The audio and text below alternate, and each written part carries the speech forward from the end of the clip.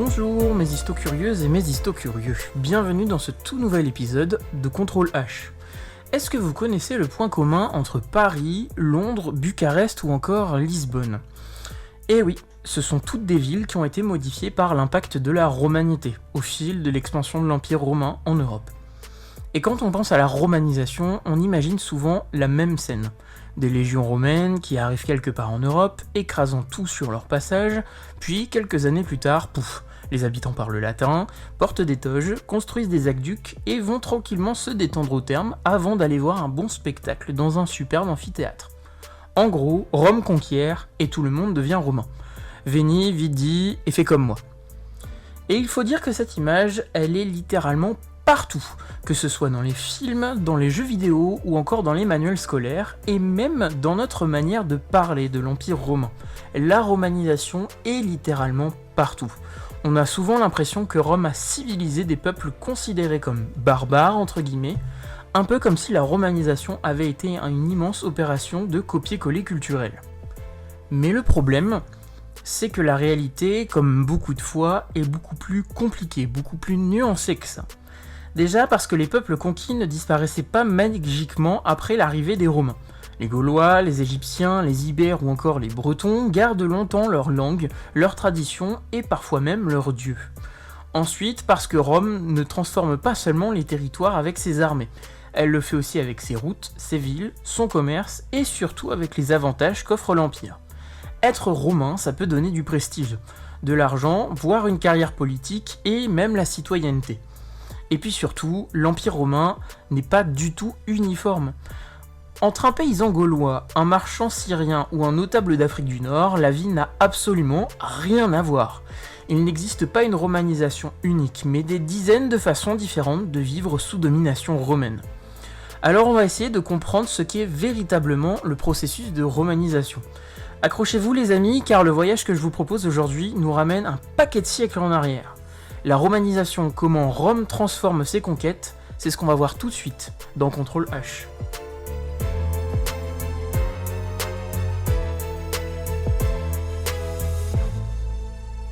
Tout d'abord, quand on parle de la conquête romaine à proprement dit, on a forcément un big cliché qui nous vient en tête.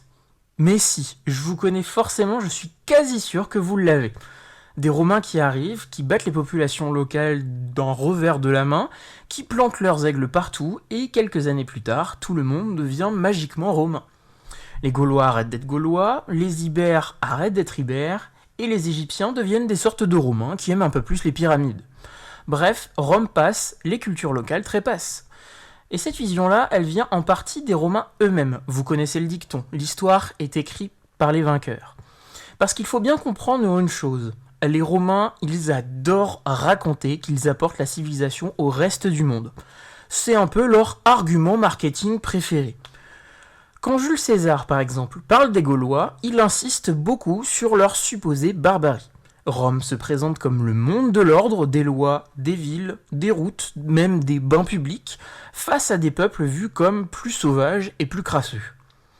Alors forcément, pendant longtemps, on a repris cette idée presque telle quelle. Rome civilise, les peuples conquis s'alignent, fin de l'histoire.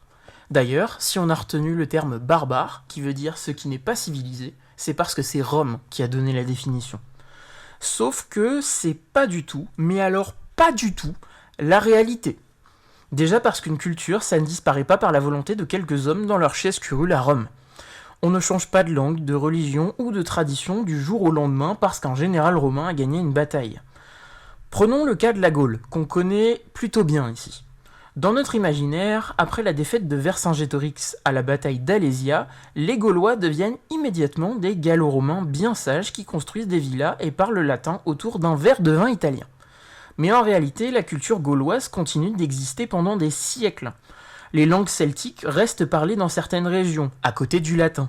Les traditions locales survivent, et surtout, les dieux gaulois ne disparaissent absolument pas. Ça, c'est quelque chose qu'on oublie souvent dans l'histoire. Rome est polythéiste. Alors les Romains, de base, ils croient déjà en une énormité de dieux. Donc quand ils arrivent quelque part et découvrent des nouvelles divinités locales, leur réaction n'est pas forcément « détruisons tout, c'est nous qui sommes les meilleurs ». C'est plutôt « Ah, c'est intéressant, votre dieu de la guerre ressemble un peu au nôtre. On va peut-être mélanger les deux, ce serait sympa, non ?» C'est ce qu'on appelle le syncrétisme religieux. En gros, c'est le principe de fusionner des croyances différentes pour essayer de les rapprocher. Du coup, beaucoup de dieux gaulois continuent d'être honorés sous domination romaine, mais parfois avec des noms ou des attributs romains. Un exemple célèbre, c'est peut-être celui du dieu gaulois Lugh, qui est progressivement rapproché de Mercure par les Romains. César lui-même va écrire que le dieu le plus important des Gaulois serait Mercure, sauf qu'en réalité, il parle probablement d'une divinité gauloise qu'il interprète avec ses propres références romaines. C'est un peu comme quelqu'un qui découvrirait une autre culture aujourd'hui et qui dirait « Ah oui, votre personnage y ressemble un peu à Batman, donc c'est Batman ». Ce n'est pas exactement faux, mais c'est pas juste non plus, et on est un petit peu loin du compte quand même. Et ce mélange culturel, on le retrouve littéralement partout dans l'Empire. En Égypte, par exemple, les cultes égyptiens restent extrêmement vivants après la conquête romaine. Les temples continuent de fonctionner, les prêtres égyptiens gardent une influence importante, et des dieux comme Isis connaissent même une immense popularité dans le reste de l'Empire romain. Oui, des Romains vont parfois prier des divinités venues d'Égypte. L'un des exemples très connus, c'est le temple d'Isis à Pompéi, une ville qui est au cœur de la péninsule italienne. Donc on est loin d'un système où Rome écrase toutes les religions locales pour imposer uniquement Jupiter et Mars partout. En fait, les Romains sont souvent assez pragmatiques. Tant qu'une population paye ses impôts, ne se révolte pas et reconnaît l'autorité de Rome, elle peut garder une bonne partie de ses traditions. Et ce pragmatisme romain, on le voit aussi dans la vie quotidienne.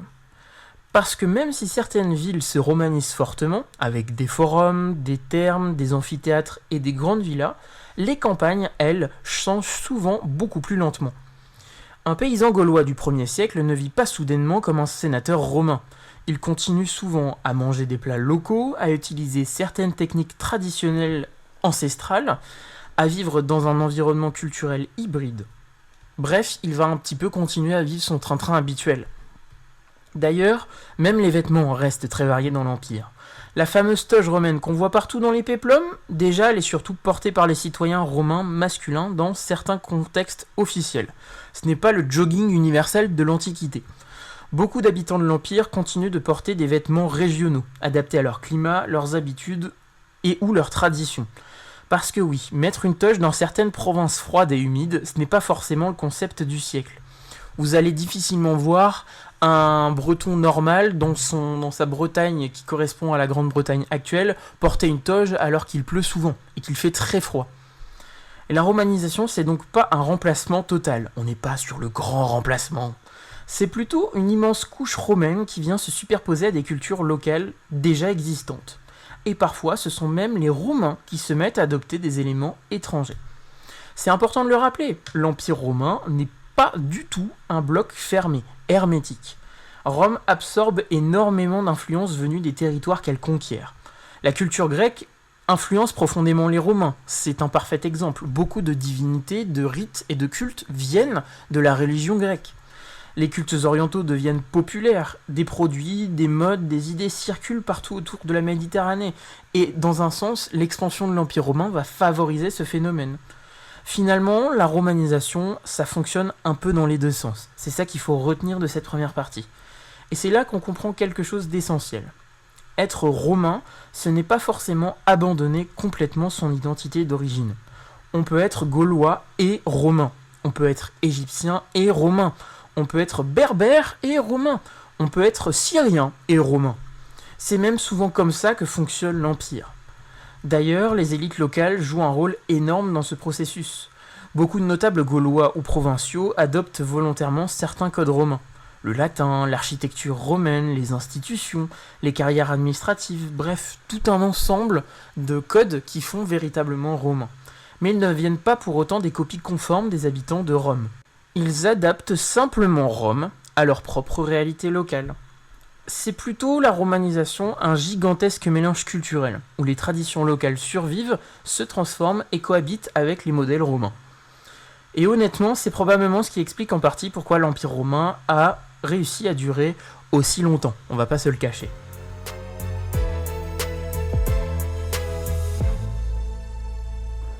Ensuite, quand on pense à la romanisation, on a tout de suite l'image qu'elle s'est faite uniquement par la force militaire.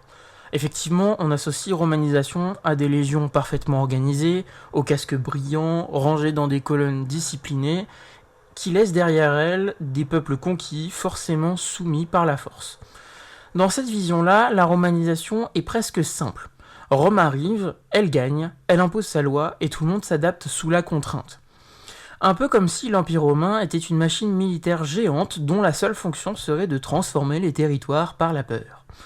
Et évidemment, il ne faut pas se mentir, la violence, elle existe. Les conquêtes romaines sont parfois extrêmement brutales et certaines révoltes sont écrasées sans beaucoup de délicatesse. Mais réduire la romanisation à ça, c'est passer à côté de l'essentiel.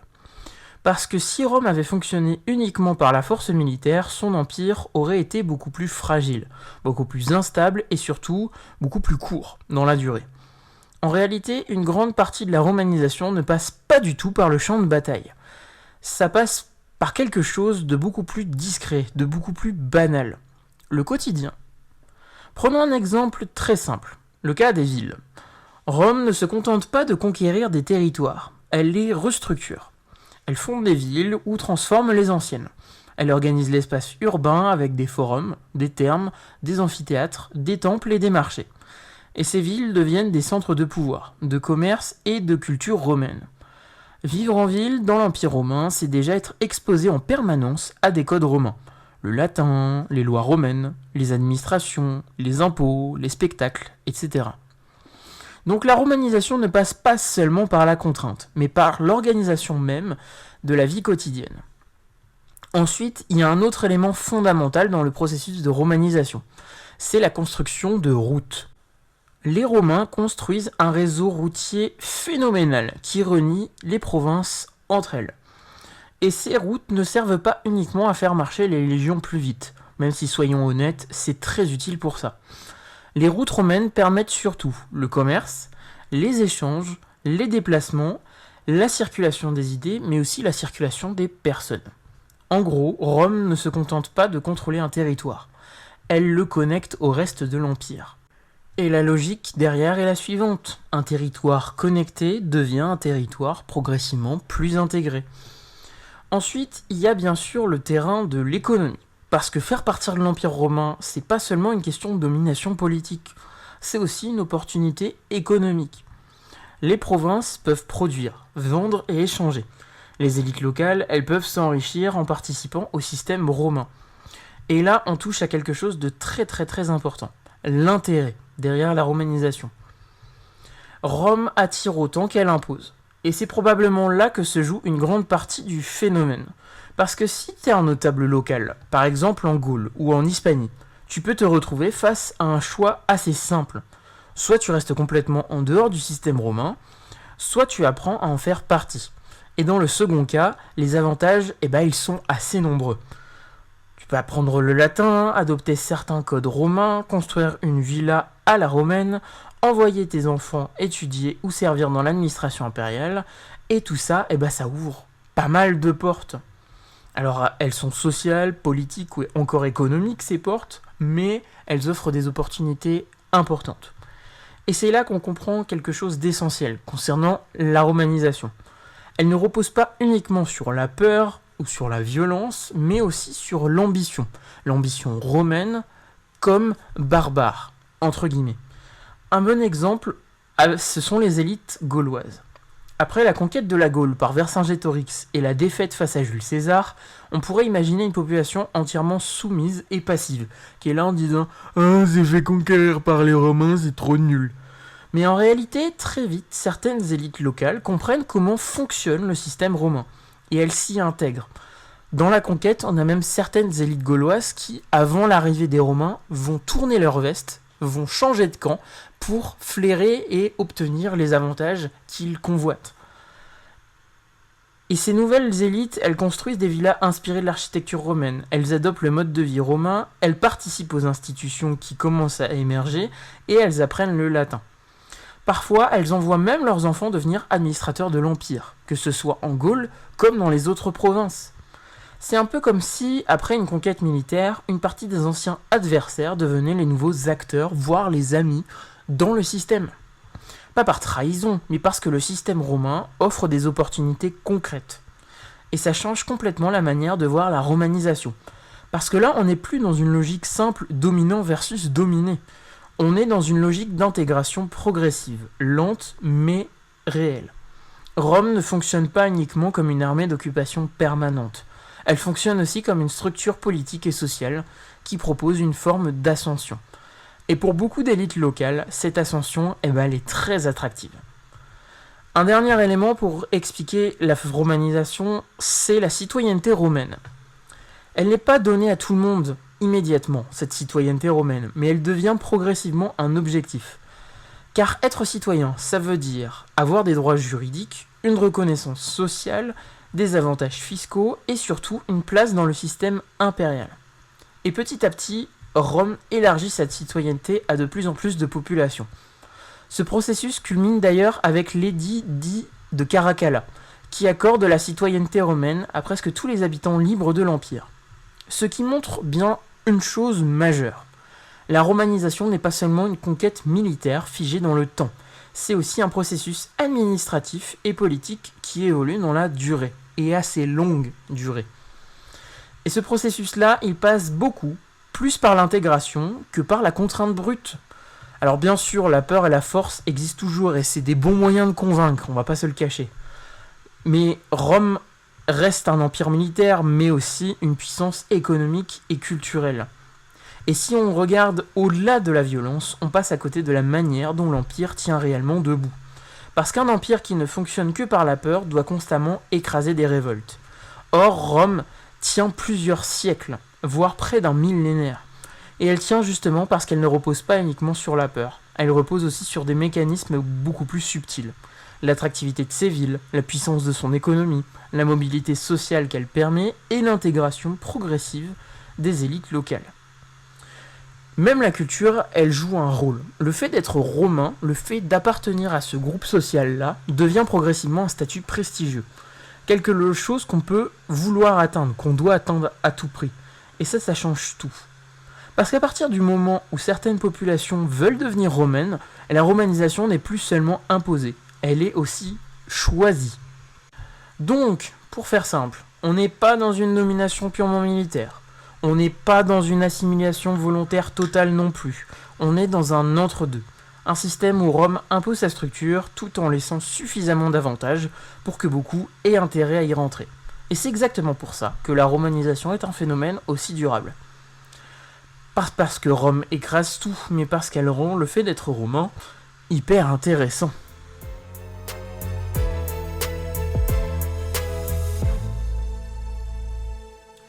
Mais finalement, après avoir expliqué ce qu'était que la romanisation, il est important quand même de se demander si tous les habitants de l'Empire vivaient comme des Romains.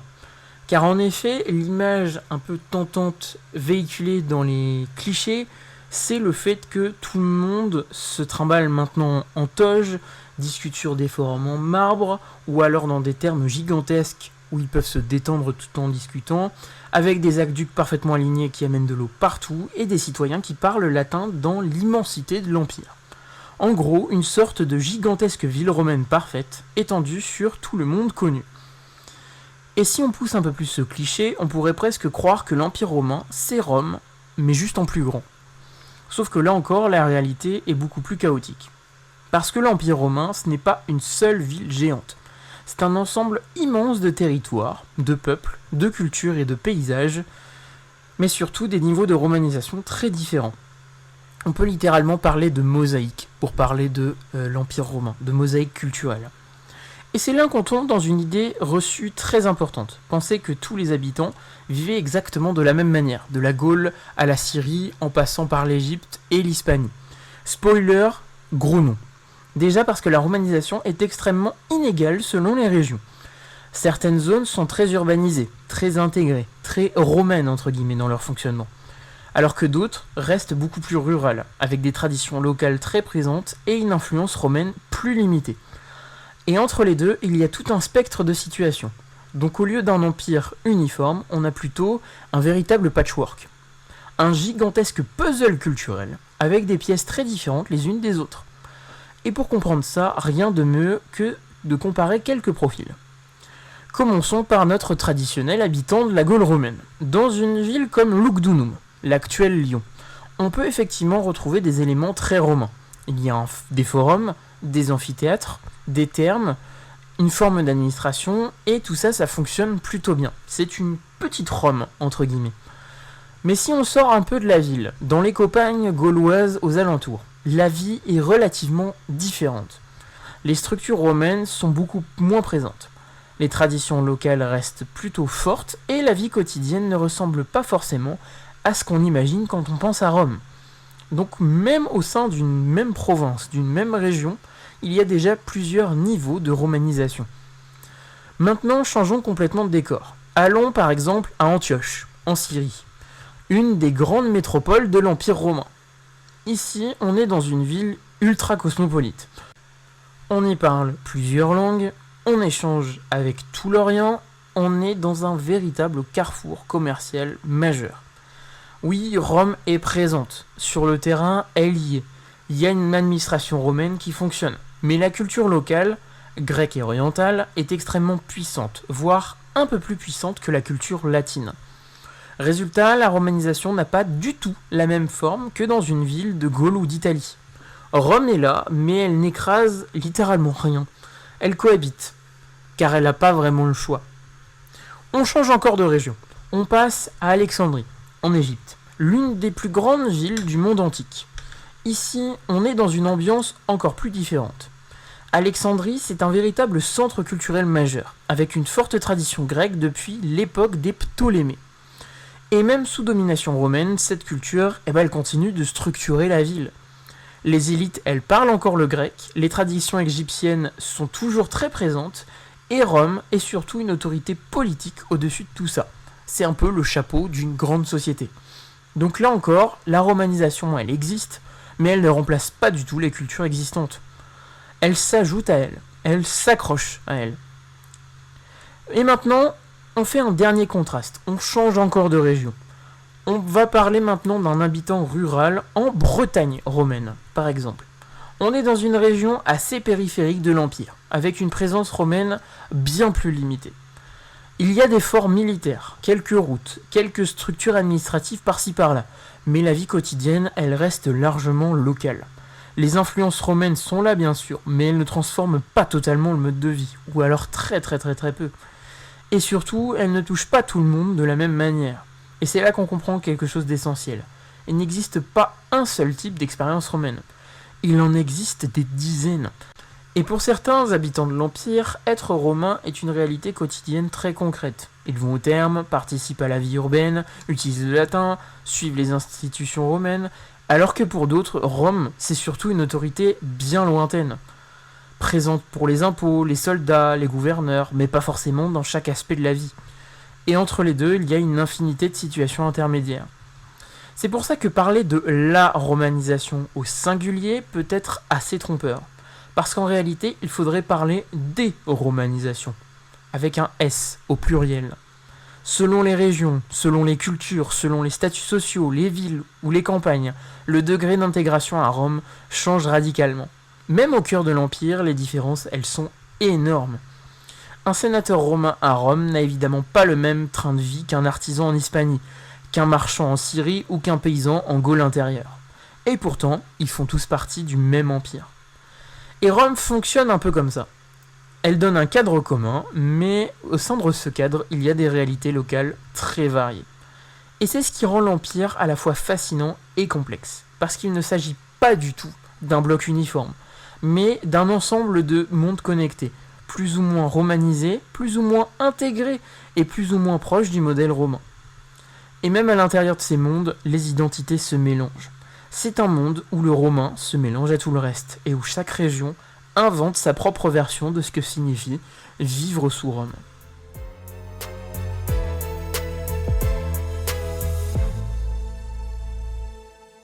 Alors au final, mes histocurieuses et mes histocurieux, si on devait retenir une seule chose de tout ça, c'est que la romanisation n'a rien d'un scénario simple.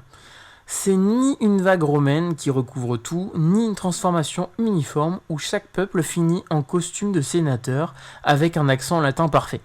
C'est beaucoup plus subtil et beaucoup plus complexe que ça. Rome ne fait pas disparaître les cultures locales. Elle les mélange, les transforme, les assimile et les réinterprète. Elle impose aussi bien sûr par la force militaire et politique, mais elle attire tout autant par ses villes, ses routes, ses opportunités, ses statuts sociaux, bref, son modèle culturel. Et surtout, elle ne fonctionne jamais de la même manière partout. Selon les régions, les classes sociales, les villes ou les campagnes, on ne vit pas du tout la même expérience romaine. L'Empire, ce n'est pas du tout une machine uniforme, c'est un immense réseau de sociétés différentes reliées entre elles, avec des degrés de romanisation très variés. Et c'est probablement là que se joue l'essentiel. Il n'y a pas une romanisation, mais des romanisations. Des milliers de façons d'être romain, sans jamais cesser d'être autre chose en même temps. Mais si on s'arrête là, on rate quelque chose d'assez fascinant. Parce que la romanisation n'a pas disparu après la chute de l'Empire. Elle a laissé des traces, même aujourd'hui.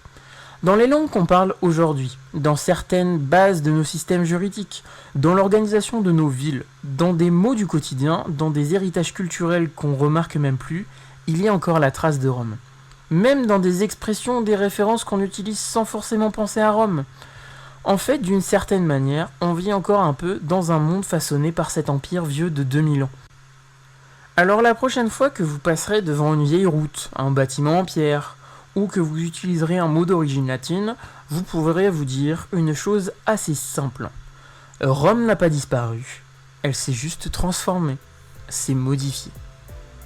Je vous remercie de votre fidélité et vous dis à très bientôt pour un nouvel épisode de Contrôle H. Ciao ciao!